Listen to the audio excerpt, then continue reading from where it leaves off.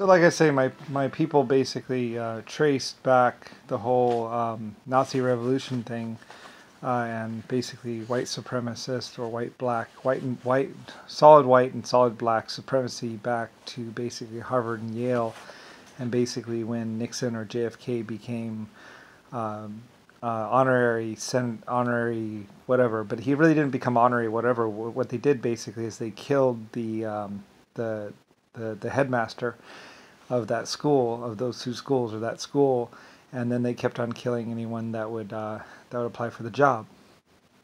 And then basically he hired himself or made himself basically leader of Harvard, basically dean of Harvard, and basically started lying to a bunch of children and stuff like that. And then of course he was trying to take over Yale.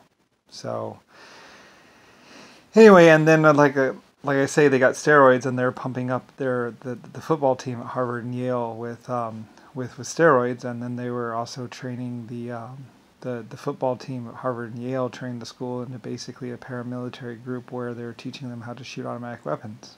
So anyway, so even though they didn't have any records, even though they didn't keep any information on their illegal or bad activities, my people found them and found out about them, and trace back the white black supremacist group basically to Harvard and Yale. And those are the people that were attacking and basically trying to take out Europe and Germany and me, and basically the Brotherhood. Yeah. You protect your brother, man. Basically like a frat group, pretty much. Basically it was just JFK and Nixon and, the Maltese Falcon. Like I said, it was pretty easy to track JFK. They stole the Maltese Falcon. So, and the Maltese Falcon was highly, highly reactive. So, everyone that got near it, everywhere it went, left a radioactive signature behind. Because, there was one made of uranium and one made of thorium. And so as soon as they stole that bird, there was one made of gold, of course, and one made of silver, and one made of a couple, and maybe even one made of copper. But there were like 20 Maltese Falcon birds, all looking very sophisticated and very beautiful. And basically, pretty much JFK or Nixon basically managed to steal it from wherever, from a museum or something like that, and then was trying to melt it down for coins. They're trying to melt down everything for coins, basically. Yankees, pretty much.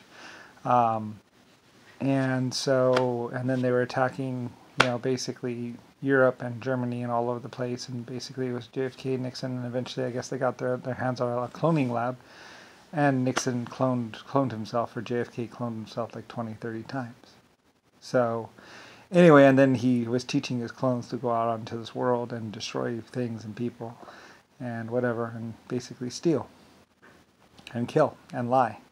And like I said, at one point in time there were 3 or 4 JFK lookalike clones in basically the White House, basically all trying to run a different country in the world. So, or something like that. I don't really know. Like I said, you'd have to talk to the Secret Service and talk to other people, but basically that was happening. And basically it's pretty much the Nixon, the guy that just died. So finally he just died, and I guess he was trying to help out and promote JFK, or basically help out the black-white revolution or something like that. I don't really know. Like I said, I don't really know. But that's basically what World War I, World War II was. And he was basically trying to set up Jimmy Carter as basically God. And Jimmy Carter was trying to take over the Vatican. So, or something like that. So, yeah, and I didn't know about this until after. And then of course there's Rick Bash and Rotten Godney, and also Mike and his brother, which were doing more of a computer trying to take over or kill me or something like that. So anyway, yeah. So anyway, and meanwhile, I was basically paying gypsies and basically, inventing steam travel and aircraft, and basically, inventing the American government, and pretty much doing currency and everything else like that, and cars and everything like that, and also running Germany, the real Germany, and having toys made for kids and Christmas, and basically, actually doing everything that really mattered. So, anyway, and so like the Panama Canal, and to list a few things, and doing all these things, and basically, yeah. Well, anyway, so basically they came along and went, "Stop you!"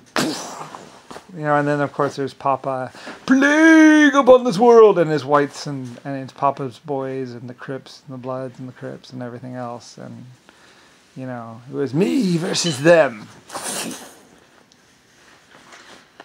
And of course then there's also Zachary or Bill Gates and all that. So anyway though, so yeah. But like I said, I'm the creator of the Exoskeletons 1.5's human race, the LSF-A colony ship, and all this other stuff. So it's like, I'm 90 trillion years old.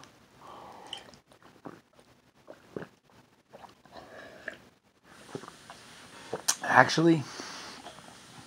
So, I mean, 20 or 30 or even 60 people, you go back 250 million years, 2,500 generations, and you basically go back there, and basically people were calling me God. So for 2,500 generations, because I had to be Lucifer Star. I am Lucifer Star. I am your creator. So no matter what you think, no matter what you say, no matter what you want to believe, it's like, I had to exist. I had to be. I was. Otherwise, you wouldn't be on this planet. Otherwise, you wouldn't be alive. Otherwise, nothing that happened, that made the civilization what it is, would be this way. So, so even Rodney or Godney and Rick Bush, like, it didn't really matter. I mean, like, the Titanics and everything else had to be built. I was the one who inspired you. I was the one who gave you hope. I was the one who invented your genetics and the genetics of other races. So there really wasn't a lot, basically Jimmy Carter or someone thought they could just redo everything, or Rodney Godney thought he could just, make women in the image he wanted or something like that. It's like, no, you really, it's a time-space thing. My existence leads to everything that is this. And everyone else's existence leads to something else.